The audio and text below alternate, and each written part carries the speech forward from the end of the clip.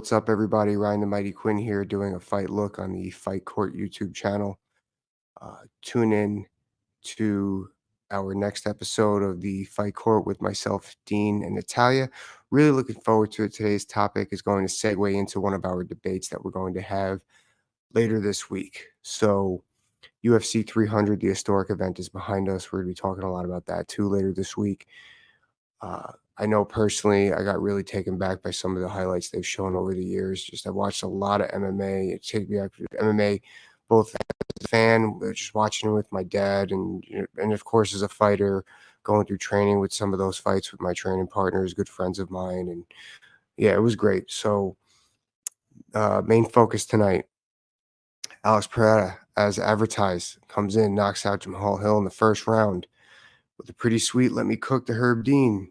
And comes with a flashy 2-3. Personally, I think that he didn't want to be disturbed because he had his crosshairs in on something that he saw with Hill's rhythm, and he didn't want to be disturbed with that. He didn't want to break Hill's rhythm either, because he saw the pattern that he wanted to develop and get that striking in, which is exactly what happened. Right? Fantastic knockout, beautiful. Immediately after following, fighter has had no injury in the fight. Fighter wants to have a quick turnaround and fight in Brazil, his home country. It's been done before. Where these quick turnarounds at a high weight.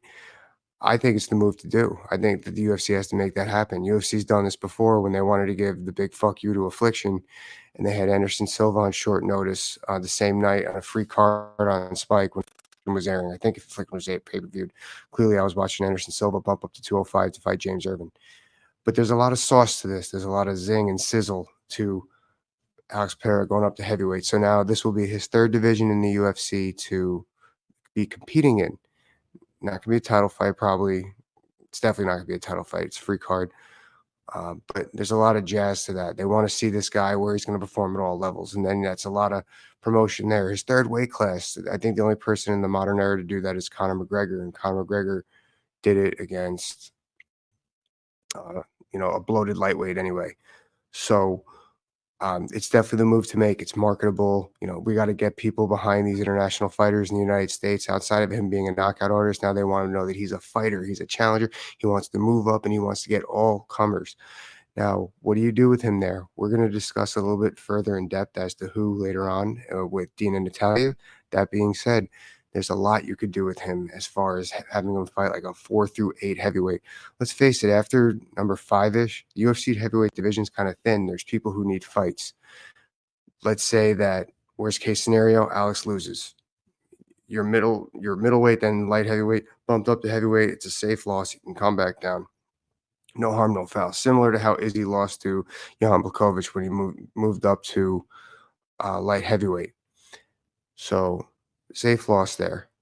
No problem. Now, if he fights anybody in that realm that I mentioned, I don't really think he's going to lose because he walks around like 232. He's not a small guy. He could handle himself well like a Crow Cop at heavyweight. Now, let's say he wins. You got another wrinkle in that that heavyweight division. This Stipe and John Jones fight seems to have issue coming to fruition, whether it's an injury or John Jones getting in trouble, whatever. Now you have somebody else for a Tom Aspinall or a Popovich. So there's a lot that they could do there. There's a lot of sizzle with this fight, sizzle that they need to capitalize on and cook with. I think it's the move to make. May 4th, I want to see Alex Pereira in Brazil. I think you should too. Please like, subscribe, and share. You're going to see more of these. Thank you.